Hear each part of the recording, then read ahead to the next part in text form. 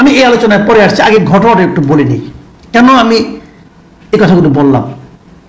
কুমিল্লার 14 গ্রামে রবিবার দিন, মানে গতকালকে আর কি, একজন বীর মুক্তিযোদ্ধা, উনি খেতাবপ্রাপ্ত মুক্তিযোদ্ধা, বীর প্রতীক উনি, ওনার নাম হলো আব্দুল হাই কানু। উনি 14 গ্রামের বাতিশা ইউনিয়নের লুদিয়ানা গ্রামের বাসিন্দা।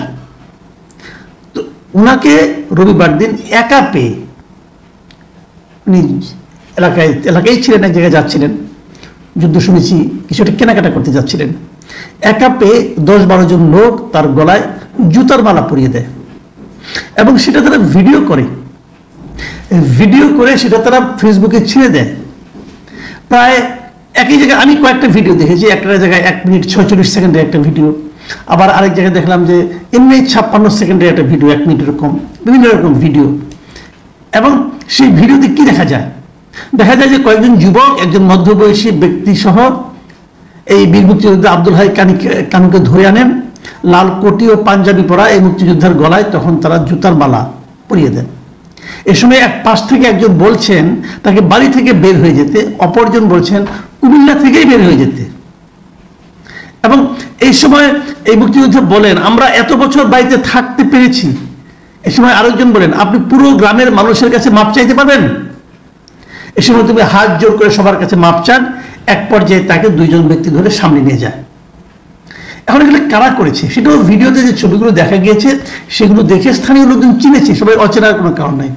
এবং একাধিক লোক যেগুলো বলেছে সেগুলো হলো এই কাজগুলো করেছে স্থানীয় জামাত সমর্থক প্রবাসী আবুল হাসেম, এবং তার নেতৃত্বে আরও ছিল ওহিদ, রাসেল, পলাশসহ 10-12 জন ব্যক্তি। এরাই এই কাজগুলো করছে। এখন প্রশ্ন হচ্ছে যে এই কাজটা তারা কেন করলো? তারা কি কেবল আব্দুল হাই কানুকে প্রমাণ করতে চেয়েছেন, নাকি তাদের মুক্তিযুদ্ধের বিষয়ে ব্যাপক ক্ষোভ আছে, যে ক্ষোভের বহিঃপ্রকাশ তারা হাতের কাছে একজন মুক্তিযোদ্ধাকে পেয়ে করেছেন? সবাই বলেছেন এই লোকগুলো জামাতের সমর্থক, এবং আপনারা সবাই জানেন 14 গ্রাম জামাত অধ্যুষিত একটা এলাকা। এখানে সবসময় জামাতের সঙ্গে আওয়ামী লীগের একটা মানে কম্পিটিশন হয় নির্বাচনের সময়। বিএনপির এখানে কোনো পাত্তা খুব একটা নাই। জামাতের নেতা সৈয়দ মোহাম্মদ তাহের, জামাতের একজন বড় নেতা, নায়েবে আমির। এবং এখানে আওয়ামী লীগের নেতা ছিলেন মুজিবুল হক, একসময় রেলমন্ত্রী ছিলেন। তারপরে এবার যাক নানা ঘটনার মাধ্যমে নিয়ে আলোচিত, ওনাকে নিয়ে হাস্যরস অনেক কিছু হয়েছে এই সোসাইটিতে। এই আব্দুল হাই কানু যিনি আছেন, ওনার রাজনৈতিক পরিচয়টা একটু জানা যাক। উনি একসময় আওয়ামী লীগ করতেন, কিন্তু এই মুজিবুল হকের যন্ত্রণায় উনি এলাকায় থাকতে পারতেন না। মুজিবুল হক আওয়ামী লীগ করতেন, এটা হয় বাংলাদেশ এরকম দেখেছে, ক্ষমতাসীন দল তার এলাকায় কাউকে অপছন্দ করলে সে তার দল করলেও তাকে নানাভাবে হেনস্থা করে, এবং এই মুজিবুল হকের এরকম হেনস্থার শিকার এই আব্দুল হাই কানু হয়েছেন। ওনার নামে প্রায় 9টার মতো মামলা আছে, এবং হত্যা মামলাও আছে।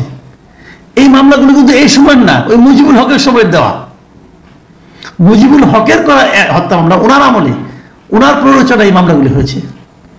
উনি এলাকা ছাড়া ছিলেন 8 বছর। এখন মুজিবুল হক নাই, তো উনি এলাকায় গিয়েছেন, তখন তাকে জুতার মালা পরিয়ে দেওয়া হয়েছে। তাহলে এই লোকটার দোষটা কি? সে তো মুজিবুল হকের লোকটা, সে তো মুজিবুল হক যে ক্ষমতার দাপট দেখিয়েছে মন্ত্রী থাকাকালীন, ওই সময়ও তো সে অত্যাচারিত। তাহলে তাকে আওয়ামী লীগের সুবিধাভোগী ব্যক্তি বলার নিশ্চয়ই কোনো সুযোগ নাই। তাহলে তার উপর ক্রোধ কেন? তাহলে তাকে অপমান করা হচ্ছে কেন? এটা আসলে আওয়ামী লীগ করার কারণে না, এটা মুক্তিযোদ্ধা হওয়ার কারণে। তুই বেটা মুক্তিযুদ্ধ করেছিস কেন? এই হলো রোষের কারণটা। যারা মুক্তিযুদ্ধকে অপছন্দ করে, যারা নানা ছুতানাতায় পরিবর্তিত পরিবেশে এখন সুযোগ পেলেই মুক্তিযুদ্ধকে অপমান করার চেষ্টা করে, অপমান করে আনন্দ অনুভব করে, এটা তাদের কাজ। তাহলে তারাই কি এখন এই সমাজে আমাদের দেশে পাওয়ারফুল হয়ে উঠেছে? তাহলে তারাই কি সমস্ত প্রশ্নের ঊর্ধ্বে উঠে গেছে? তাদেরকে কেউ কিছু বলবে না এরকম একটা বাস্তবতা কি এই দেশে তৈরি হয়েছে? সেরকম কোন নমুনা কি আপনারা দেখতে পাচ্ছেন? যারা মুক্তিযুদ্ধকে অপমান করতে চায়, মুক্তিযোদ্ধাকে অপমান করতে চায়, মুক্তিযুদ্ধকে অস্বীকার করতে চায়, তারাই কি দেশে এখন সবচেয়ে পাওয়ারফুল শক্তি হয়ে গেছে? হওয়াটা কি উচিত? আমি প্রশ্নগুলো করছি, এই প্রশ্নগুলোর জবাব খুঁজছি আমি। এবং এই প্রশ্নগুলোর জবাব আমি এখন প্রথম খুঁজবো এই সরকারের কাছ থেকে, যে এমন একটা ঘটনার পর এই সরকার কি ভূমিকা নয় সেটা আমার দেখা দরকার। এই ঘটনার পেছনে কি সরকারের কোনো দায় নেই? আমি মনে করি আছে। এর মধ্যে প্রধান উপদেষ্টা অফিস থেকে এই ঘটনার প্রেক্ষিতে নিন্দা প্রকাশ করা হয়েছে, বলা হয়েছে যে দায়ী ব্যক্তিদের শাস্তি দেওয়া হবে। এটা কি বলার মধ্যে থেমে থাকবে নাকি আসলে কিছু হবে, এটা আমি দেখতে চাই। কারণ আমি মনে করি আজকে যে এই দুর্বিনীত আচরণ, মুক্তিযুদ্ধকে অপমান করার, মুক্তিযোদ্ধাকে অপমান করার, মুক্তিযুদ্ধকে অবমূল্যায়ন করার যে প্রবণতা, যে মানসিকতা, এর দায় কিছুটা ডক্টর ইউনূসের আছে। উনি বুঝি হোক না বুঝি হোক, ওই যে রিসেট বাটন টিপে দেওয়ার কথা বলেছিলেন, সেটাকেই অনেকে গ্রিন সিগন্যাল হিসেবে গ্রহণ করেছে। সবাই এখন রিসেট বাটন টেপার জন্য অস্থির হয়ে আছে এবং সেটা তারা বাস্তবায়ন করতে চাচ্ছে। এই দায় ডক্টর ইউনূসকে নিতে হবে। এই দায় ডক্টর ইউনূসের উপদেষ্টা মণ্ডলীতে থাকা ব্যক্তিদের আচরণের কারণে তারা উৎসাহ পেয়েছে আমি মনে করি। ওই যে ছবি টেনে নামানো, সংবিধান বিরোধী আচরণ করা, মুক্তিযুদ্ধের মহানায়ককে সাধারণ মানুষে পরিণত করার যে প্রচেষ্টা এবং তাকে যাচ্ছেতাই এরকম তার সম্পর্কে সমালোচনা করার একটা যে উদগ্র প্রবণতা তাদের মধ্যে আছে, এই সবগুলো মিলিয়েই কিন্তু এই আজকের এরকম জুতার মালা গলায় দেওয়ার বাস্তবতা তৈরি হয়েছে। এটা এমনি এমনি হয়নি। আচ্ছা, একটা কথা আপনারা ভাবেন, অনেক সময় কিন্তু এমন হয় যে লোকটাকে আমি অপছন্দ করি, লোকটা অনেক দুর্নীতি করেছে, অনেক খারাপ করেছে, মানুষকে টর্চার করেছে, ওকে তাকে পেলাম, যেটা চড়থাপড় মেরে দিলাম, এরকম কিন্তু হয়। কিন্তু এক্ষেত্রে কি তা হয়েছে? তা হয়নি। তা হয়নি কেন? জুতার মালা বানাতে গিয়েও তো একটু সময় লাগে। একটা জুতার মালা বানাতে যে দেখেন তো কতক্ষণ লাগে, পারেন কিনা খুব সহজে জুতার মালা বানাতে? এত সহজ না, কয়েক ঘন্টা সময় লাগবে কাজটা করতে। তারা এই কাজটা তো আগে থেকেই করেছে। তারা একজন মুক্তিযোদ্ধাকে অপমান করার জন্য প্রস্তুতি নিয়ে আসছিল এবং আমার ধারণা তাদের কাছে আরো কয়েকটা মালা তাদের আছে, মুক্তিযোদ্ধা পাওয়া মাত্র তারা গলা বেঁধে লাগাই দিবে। এই লোকগুলো স্বাধীনতা বিরোধী, এই লোকগুলো রাষ্ট্রদ্রোহী আচরণ করেছে। এইভাবে কি তাদের বিচার হবে? লোকজন বলেছে তারা জামাত সমর্থক। জামাতের উপজেলা আমির যিনি আছেন মোহাম্মদ মাহফুজুর রহমান, তিনি বলেছেন এই ঘটনার সাথে স্থানীয় জামাতের কোনো সম্পৃক্ততা নাই। প্রবাসী আবুল হাশেম আমাদের দলের কেউ না, তবে সমর্থক কিংবা অনুসারী হলেও হতে পারে। এই যে দলের কেউ না, সমর্থক বা অনুসারী হলেও হতে পারে, সমর্থক বা অনুসারী হলেও হতে পারে বললেন কেন? তার মানে উনি তাকে ভালোভাবে চেনেন, এখন দায় এড়াতে চাইছেন। লোকজন তো জানে ভাই এরা কারা, এলাকার লোকজন জানে না। আপনি সাংবাদিকদের কি বললেন না বললেন তাদের কিছু যায় আসে না।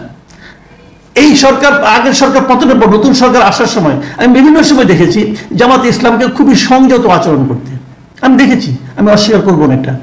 কিন্তু তারপরেও সবসময় সব জায়গার মধ্যে কন্ট্রোল রাখা যাচ্ছে না। এর দায়ভার কিন্তু জামাতকেই বহন করতে হবে আমি মনে করি। সাধারণ মানুষের মন যদি একবার উঠে যায় না, ঝামেলা পড়ে যাবেন ভাই। সবশেষে আমি যে কথাটা বলবো, স্বরাষ্ট্র বিষয়ক উপদেষ্টা উনিও বলেছেন বিচার হবে। আমরা সেই বিচারটা দ্রুততার সঙ্গে দেখতে চাই। আমরা সেই ব্যক্তিগুলিকে গ্রেফতার করা হয়েছে বিচারের আওতায় আনা হিসেবে দেখতে চাই এবং আমরা আরো দেখতে চাই সারা দেশে মুক্তিযোদ্ধাদের যেন অসম্মান করার কেউ প্রচেষ্টা না করে। মাথায় রাখতে হবে এই দেশটা রাজাকারদের দেশ নয়, এটা মুক্তিযোদ্ধাদের দেশ, এটা মনে রাখতে হবে। এদেশে যদি কেউ সেকেন্ড ক্লাস সিটিজেন হয়ে থাকে, রাজাকাররা হবে, মুক্তিযোদ্ধারা নন। সেদিন বিশ্ববিদ্যালয়ের রাতের বেলা একটা স্লোগান নিয়ে আলোচনা উঠেছিল। সে আলোচনাটা কি ছিল? তুমি কে, আমি কে, রাজাকার রাজাকার। এটা আওয়ামী লীগের লোকজন প্রচার করার চেষ্টা করেছিল। এর পেছনে আরেকটা শব্দ উচ্চারিত হয়েছিল স্লোগানে, সেটা হলো যে কে বলেছে স্বৈরাচার স্বৈরাচার। পরেরটুকু তারা প্রচার করেনি। যদি পরেরটুকু না থাকতো এই স্লোগানটা কেউ গ্রহণ করতো না।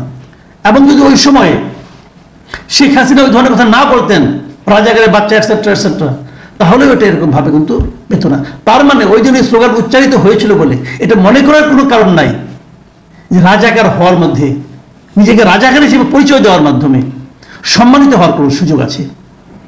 এদেশে আমার বিবেচনায় একটা মাত্র গোষ্ঠী নিজেদেরকে রাজাকার পরিচয়ে পরিচিত করে সম্মানিত হতে চান, আর কেউ না। কাজেই সে ব্যাপারে আমাদেরকে সতর্ক থাকতে হবে। আওয়ামী লীগ কি করেছে তার শাস্তি আওয়ামী লীগ পাবে, বিএনপি কি করেছে তার শাস্তি অথবা পুরস্কার বিএনপি পাবে, জামাত কি করেছে তার শাস্তি অথবা পুরস্কার জামাত পাবে। কিন্তু একটা কথা মাথায় রাখতে হবে, সকল বিতর্কের ঊর্ধ্বে আমাদের মুক্তিযুদ্ধ এবং আমাদের মুক্তিযোদ্ধারা। তারা যদি ব্যক্তিগতভাবে কোনো অন্যায় করে থাকে অবশ্যই তার বিচার হবে। এই ভদ্রলোক, এই যে আব্দুল হাই কারণ সাহেব, উনি যদি কোনো অন্যায় করে থাকেন অবশ্যই তাকে বিচারের সুপর্দ করতে হবে। কিন্তু সেই বিচারের দায়িত্ব এই জামাত সমর্থক